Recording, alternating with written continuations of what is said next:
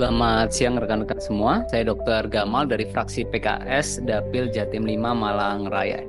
Pertama, dalam konteks ini kami mengapresiasi Pak Prabowo, pemerintah, dan kita semua yang sudah membawa kembali RUU ini dalam proses legislasi kita. Karena kalau kita lihat sejarahnya, sejak tahun 2004 itu saya masih SMP ketika itu, Bapak Ibu. 3 periode masa keanggotaan RUU ini belum disahkan, dan kita tahu di periode sebelumnya penyusunan dan harmonisasi telah selesai di Balek dan telah pengambilan keputusan pendapat mini fraksi pada 1 Juli 2020.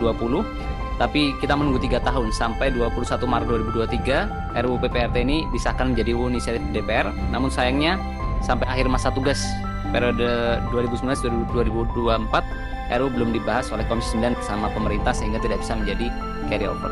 Menurut saya satu hal yang paling esensial atau kunci utama dari RUU ini adalah bagaimana kita menjadikan PRT itu sebagai decent work.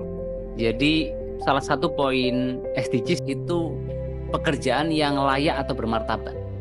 Nah, dalam proses selama ini kita melihat banyak PRT itu belum mendapatkan pekerjaan yang layak dan bermartabat, dan sehingga bagaimana undang-undang ini bisa kita susun dengan satu semangat utama, bukan hanya menjadi sebuah formalitas pengakuan, tapi bagaimana kita mampu meningkatkan harkat, martabat, marwah dari pekerja PRT sebagai pekerjaan yang bermartabat dan bisa setara dengan yang lain.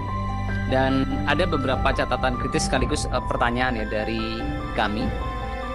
Mungkin dalam konteks sikap kami, pertama kita mengapresiasi mendukung kehadiran, lalu yang kedua kami berharap RUU PPRT ini bisa memberikan kepastian hukum dengan mengimplementasikan 4 nilai. Pertama keadilan, kesejahteraan, lalu kemanusiaan dan kepastian hukum.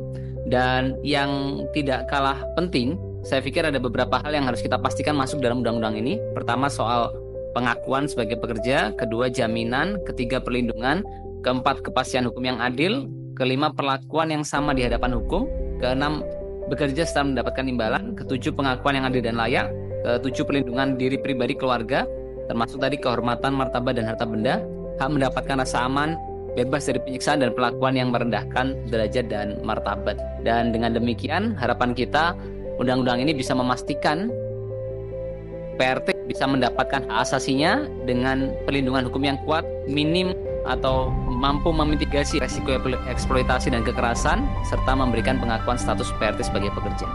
Dan ada beberapa pertanyaan saya untuk rekan-rekan narasumber pada kesempatan hari ini.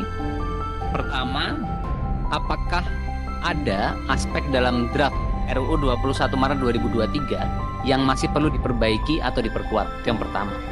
Lalu kedua, dari yang disampaikan tadi, saya mencermati ada satu problematika terkait dengan permasalahan yang sering dialami oleh PRT akibat perilaku penyalur PRT atau mungkin outsourcing dan lain sebagainya. Nah, bagaimana solusi agar hal itu tidak terjadi kembali? Lalu yang ketiga, bagaimana mekanisme pengawasan dan perlindungan bagi PRT bisa kita lakukan ke depan secara fungsional, dan termasuk apakah diperlukan misalkan unit perlindungan PRT di bawah Kementerian Ketenagakerjaan atau Ombudsman misalkan. Dan mungkin juga bagaimana kita bisa membahas pertanyaan saya berikutnya adalah mekanisme pengaduan yang efektif dan mudah diakses oleh PRT, sehingga ketika undang-undang ini nanti disahkan, kita mampu memastikan nilai-nilai itu bisa hadir di rumah-rumah. Dan terakhir, last but not least,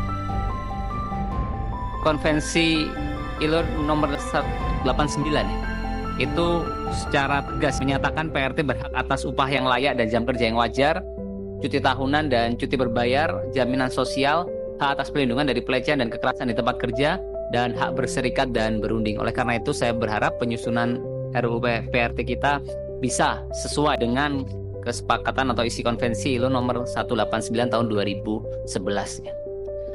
Itu dari saya, ikan hiu muter-muter, see you later. Terima kasih. Wassalamualaikum warahmatullahi wabarakatuh.